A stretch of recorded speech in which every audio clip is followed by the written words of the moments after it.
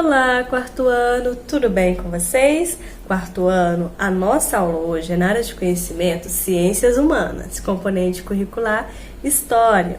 Abram um livro na página 201. Abriram? Vamos lá. Conversa vem. A corte portuguesa, poucos anos após a chegada ao Brasil, promoveu a vinda de muitos artistas, escultores e biólogos para o nosso país. Você consegue imaginar o porquê? E aí, vamos falar um pouquinho sobre isso. E de início temos aí a missão artística francesa. O que foi essa missão, tia Daiane? A missão artística francesa foi o financiamento por parte da coroa portuguesa da vinda de artistas franceses para o Brasil. E o objetivo da corte e a missão, né, da chegada dos artistas franceses era retratar cenas da corte portuguesa, do cotidiano, dos habitantes e das paisagens. Afinal, o Dom João, né, ele investiu muito na cultura no Brasil, na construção de teatros, de bibliotecas, na construção do Jardim Botânico. Por quê? Porque ele queria manter aquela sintonia que existia de Portugal aqui no Brasil. Afinal, eram culturas diferentes, paisagens diferentes, mas ele queria manter o quê? Que sua corte mantesse aqueles mesmos hábitos, tivesse aquela mesma vivência. E com isso, né, com esse financiamento, foram surgindo vários imigrantes, vários pintores, vários artistas teatrais que vinham de fora para complementar esse meio aqui no Brasil. Bom, e na parte Conhece Quem É, temos aí o membro mais famoso da missão artística foi o Jean Baptiste Debrecht. Ele veio ao Brasil com 48 anos de idade e viveu aqui por 15 anos. Debrecht foi professor na Academia Brasileira de Belas Artes e produziu um livro de pinturas de cenas cotidianas do Brasil.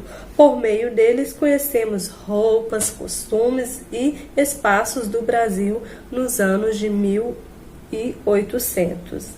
Bom, a tia trouxe para ampliar o conhecimento sobre esse artista, Debrecht, um pequeno texto que a tia vai ler para vocês. Atualmente, Debrecht é um dos mais famosos pintores do período joanino. Contudo, nem sempre foi assim. Debrecht foi um dos mais conhecidos pintores viajantes que estiveram no Brasil. Embora o seu reconhecimento se desse a partir da primeira metade do século XIX, especialmente durante o modernismo brasileiro, mais precisamente no modernismo oficial do Rio de Janeiro, nos anos de 1930. Vale dizer que nessa época a necessidade de construir a nação estava na ordem do dia. E talvez isso explique o interesse despertado pela obra desse artista, certamente a maior que se refere à documentação visual sobre o Brasil. Aqui fala sobre o despertar do Debrecht, certo? Sobre a visão que ele tinha e sobre as ordens, né, do modernismo brasileiro, melhor dizendo, no Rio de Janeiro. Então, o Dom João ele queria fazer com que o Rio de Janeiro se estabilizasse como a cidade de Portugal, como o país de Portugal, certo?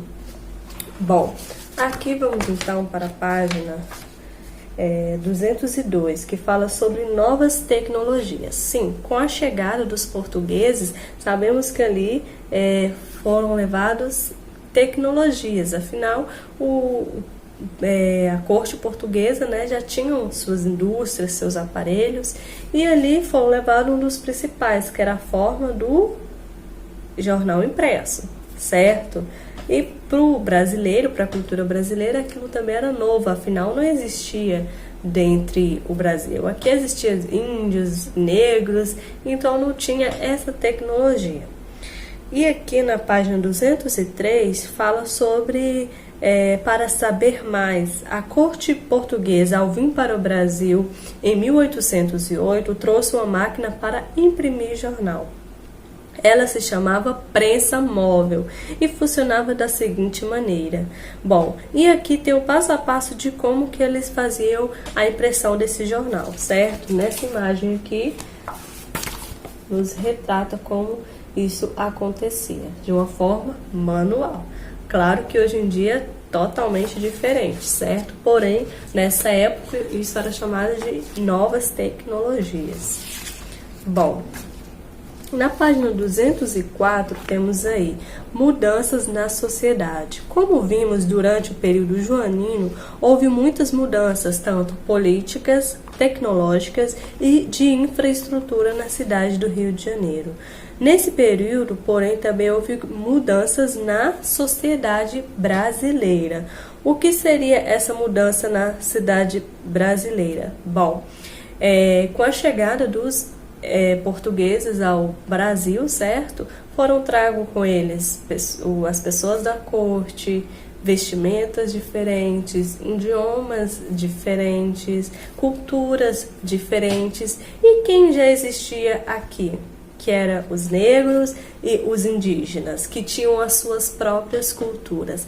Lembrando que os negros, eles não foram tragos de forma favorável, eles não vieram porque eles queriam conhecer novos lugares, não, eles foram obrigados a vir para o Brasil para ser o quê?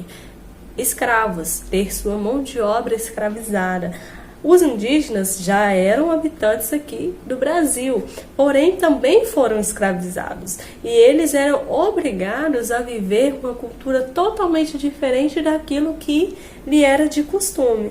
Então isso tudo trouxe mudanças na sociedade, certo? E aqui temos primeiros imigrantes livres no Brasil.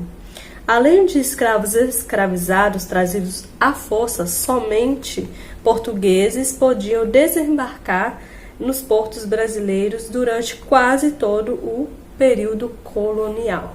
Bom, mas os novos movimentos migratórios para o Brasil surgiu no século XIX e só puderam existir porque os governos passaram a incentivar a vinda dos imigrantes, isso mesmo.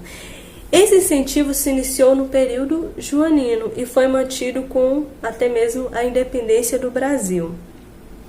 Bom, portanto, não se trata apenas exclusivamente de um fenômeno espontâneo, mas foi o resultado de uma escolha política dos estados portugueses e dos brasileiros. E aqui a tia vai ler esse pequeno texto novamente para vocês. Olha só. A corte e depois os governantes do Brasil independente queriam embranquecer o povo brasileiro com os colonos livres que importassem seus hábitos europeus para o Brasil, contemplando a reforma iniciada pelos membros da corte portuguesa. A intenção, portanto, era de, ao longo dos anos, formar uma sociedade integralmente europeia no Brasil, substituindo os trabalhadores africanos pelos europeus. Essa proposta era baseada em ideias racistas. O branqueamento era visto de uma forma positiva, pois os negros e os indígenas eram considerados intelectualmente e moralmente inferiores aos europeus brancos. O que não é verdade, não é, meus amores? Então, era essa uma das intenções principais de trazerem os imigrantes ao Brasil. Afinal, com a chegada dos europeus de outros países, né, eles poderiam tornar-se uma sociedade única. Afinal, sabe-se que o sangue brasileiro ele é uma mistura de europeu, negro, índio e é aquela coisa que corre no nosso sangue, né? E ali eles queriam o quê? Se tornar uma sociedade única, uma sociedade branca, uma sociedade, no dizer deles, limpa, vamos dizer assim, de sangue único. Bom, isso não era possível, gente. Como que uma cidade que eram vistas de várias pessoas, visitas de várias pessoas, se tornar uma sociedade única, pura? Não tem como, não existia. Mas infelizmente o racismo, né, ele é existente de muitos e muitos anos. Bom, então aqui, né, finalizando a nossa aulinha de história, hoje foi um tema bem pequeno.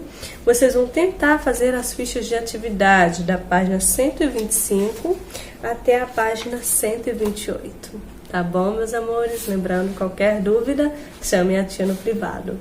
Beijão, tchau, tchau.